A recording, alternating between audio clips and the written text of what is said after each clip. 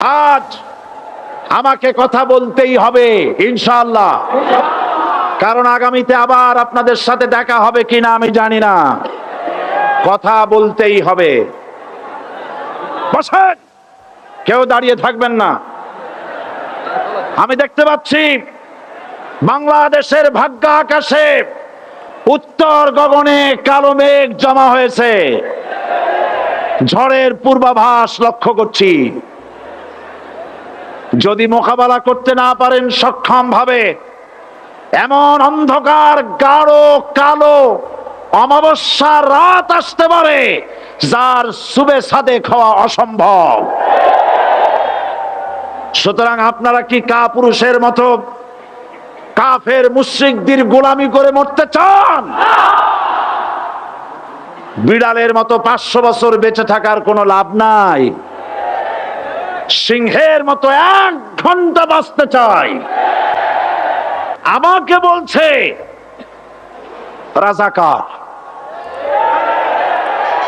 শুনে রাখো, চট্টগ্রামের লক্ষ লক্ষ জনতা, পার্লামেন্টে যখন আমাকে এই কথা বলা হয়েছিল, আমার পার্লামেন্টের কলিগ জাফরুল ইসলাম চৌধুরী বসে আছেন পাশে, প্রধানমন্ত্রী সুদ্ধা, অন্তত 3 শতাধিক পার্লামেন্টের সম্মানিত সদস্যরা সেদিন বসা। 1997 সনের বাজেট বক্তৃতা যখন আমি করতেছিলাম, ডক্টর কুদরতে খোদা, নাম রাখছে কুদরতে খোদা, আসলে গজবে খোদা। এই লোকটি নাস্তিক, ইসলামের চূড়ান্ত দুশমন।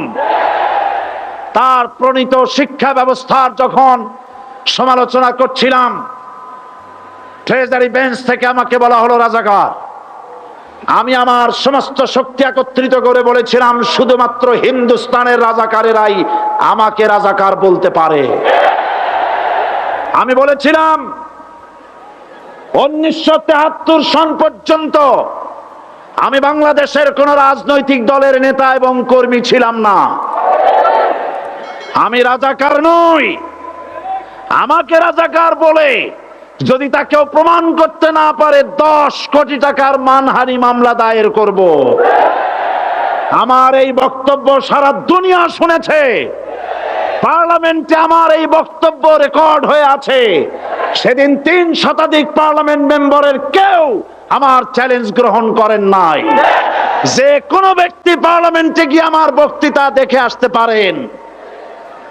এরপরে 1997 সনের 7ই অক্টোবর দৈনিক জনকণ্ঠ পত্রিকা যখন আমার বিরুদ্ধে লিখলো, সেই পত্রিকায় সাইদির ওপেন চ্যালেঞ্জ 8ম পাতা, 1997 7ই অক্টোবর, এত বড় 2 কলামে হেডিং। সেখানে আমি বলেছি, বাংলাদেশের সকল সাংবাদিক, গোয়েন্দা বিভাগ, বাংলাদেশের সকল বুদ্ধিজীবীকে আমি আমার পিরোজপুরে আমন্ত্রণ করছি। আমার উপস্থিতিতে যদি কেউ প্রমাণ করতে পারে বাংলাদেশের স্বাধীনতা যুদ্ধের বিরুদ্ধে আমার কোনো ভূমিকা ছিল, সজ্ঞানে স্বেচ্ছায় জাতীয় সংসদের সদস্য পদ থেকে পদত্যাগ করব। 3 বছর পার হয়ে গেছে, আজ পর্যন্ত কেউ এই চ্যালেঞ্জের মোকাবেলা করে নাই। সুতরাং আমাকে যারা রাজাকার বলবে, তারা পিতৃ পরিচয়হীন অবৈধ সন্তান। 1971 সনের, শোনো মুসলমানেরা, 1971 সনের কোন কাদা সাইদির গায়ে লাগে নাই। আমাকে রাজাকার বলে জনগণ থেকে বিচ্ছিন্ন করবা। জনগণ থেকে আমারে বিচ্ছিন্ন করা যাবে না, কারণ এই জনগণ আমার জন্য আসে না। এই জনগণ আসে আল্লাহর কোরআনের জন্য।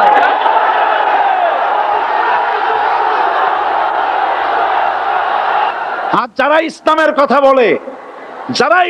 কথা বলে, তারাই রাজাকার, তারাই মৌলবাদী। মৌলবাদী বললে আমরা অসন্তুষ্ট হই না, কারণ মৌলবাদী শব্দটা আসছে মূল থেকে। মৌল শব্দ এসেছে মূল থেকে। মূলবাদী তার মানে যারা মূলে আছে। মূল হলো কোরআন, মূল হলো হাদিস, মূল হলেন আল্লাহ, মূল হলেন আল্লাহ রসুল। আমরা আছি মূলে। এখন বলেন তো, মূলের শক্তি বেশি না আগার শক্তি বেশি? আমাদের যারা মৌলবাদী বলে ওরা হলো আগাবাদী।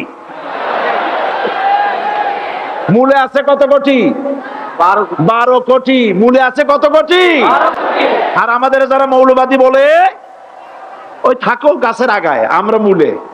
লাফালাফি বেশি করবা না, 12 কোটিতে গাছের গোড়া আসতে নানা দেবে, মামু বাড়ি দিল্লি গিয়ে পড়বা, বাংলার জমিনে জায়গা হবে না। এ কথা বিশ্বাস করো। বাংলাদেশের মুসলমানদের শরীরে এক বিন্দু রক্ত থাকতে শয়তানের তৈরি করা ধর্ম নিরপেক্ষ মতবাদ বাংলার জমিনে কায়েম হতে দেওয়া হবে না, হবে না।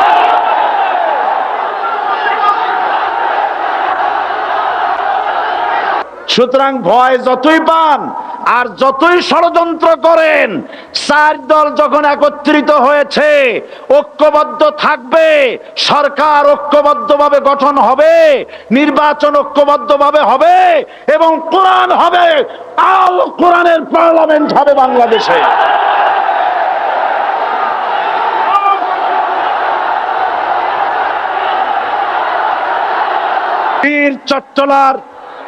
বীর চট্টলার মুসলমানেরা, বীর চট্টলার মুসলমানেরা স্বাধীনতার ঘোষণা এই চট্টগ্রাম থেকে স্বাধীনতার মহান ঘোষক প্রেসিডেন্ট জিয়াউর রহমান সাহেব দিয়েছিলেন।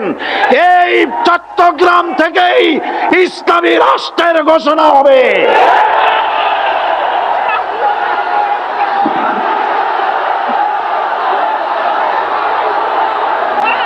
আমি আশাবাদী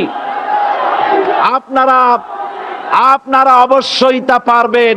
আমি 100% বিশ্বাস করি ইনশাআল্লাহ।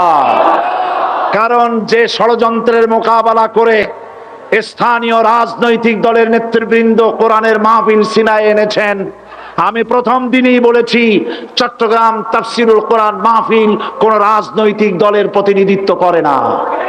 এটা কোন জামাত শিবিরের একক সম্পদ নয়, এটা চট্টগ্রামের মুসলমানদের কলিজার টুকরা তাফসিরের মাহফিল।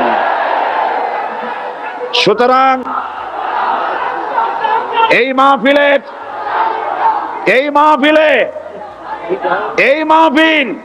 চট্টগ্রামে থাকবে ইনশাআল্লাহ কিয়ামত পর্যন্ত।